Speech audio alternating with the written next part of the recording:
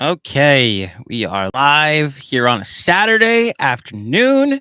For those of you here in New York, the sun is shining. I hope that some of you were just tuning in from your phones because you're out doing something fun. But for those of us here today, we're gonna recap a pretty irrelevant basketball game. The Knicks lost to the Cleveland Cavaliers 119 to 101. The Knicks were eliminated the other day. The Cavs actually needed this game. So, good job by them for showing up today.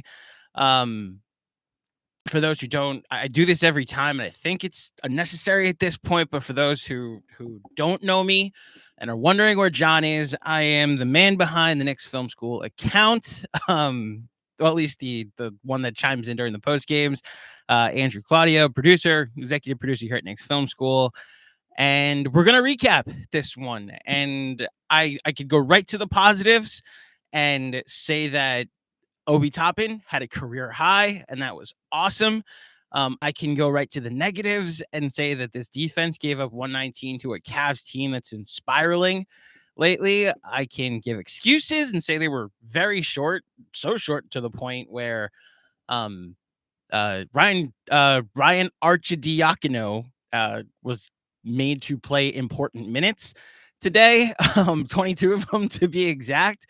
And we got 5 3-point attempts from Taj Gibson. RJ had a bad game, and you don't want to see that. I think the angle I want to go in as far as recapping this goes, first of all, hold on. We want to have positive vibes on this pod, right? Hold on a second. Yeah. Okay, that's better. If you think the Knicks had a bad day today or a bad couple days today, geez. Okay. I am here to answer as many of your questions and spin this as much as possible into some kind of positive for the next half an hour, 45 minutes, however long you guys want to chat. I'll take any questions on the team or the future. There's really not much to say about today. RJ had a bad day, goes 4 of 18. Alec Burks only played 28 minutes. Funny what happens when fouls are called. And because, he was playing 41 if he doesn't get into foul trouble. Quickly led a mini fake comeback. Thank you, Quickly, for making it a fake comeback. And thank you to the Cavs for making sure it didn't last all that long. You like what you see from Obi, 20 points on 10 shots. I think when I was here last Friday, after the Heat game, easily, I think everybody's top 3, maybe even the most exciting win of the season with all the stakes that were involved. And when I say stakes, it's like vindication that if you see the kids play more, they can perform and not let you down.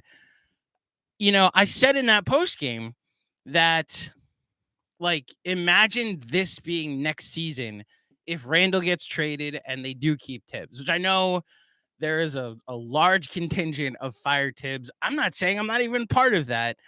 I'm saying, like, what if next season is like a 30-win, 25-win season, and like 20 of those wins are like last Friday?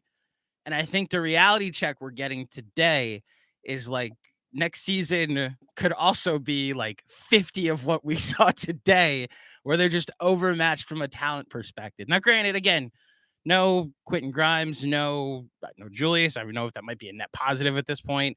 No Deuce McBride, no Cam Reddish, like a lot of the other pieces that we would have wanted to see in place if Julius weren't here. But yeah, I think it's important to remember that if they do go the trade Randall with not as significant a return back route, then there could be a lot of this next year. An offense led by RJ Barrett means if he has these 4 of 18 days, there's not going to be much to turn to. But I did like that Quickly led that comeback, at least that fake comeback late in the game. I like that. There are some young pieces. I got to be honest, I didn't have an emotional reaction to the Cavs building the lead and pulling away. I wanted some substitutions to take place, which were great, but all in all, pretty mundane post game you're going to get today. I don't have an emotional reaction with 5 games left in the season or 4 games left in the season at this point. So let's get right into it and get to the super chat. Shout out to Rich McLeod, who is doing the producing today and helping me making sure I don't fall behind in the super chats. I always appreciate when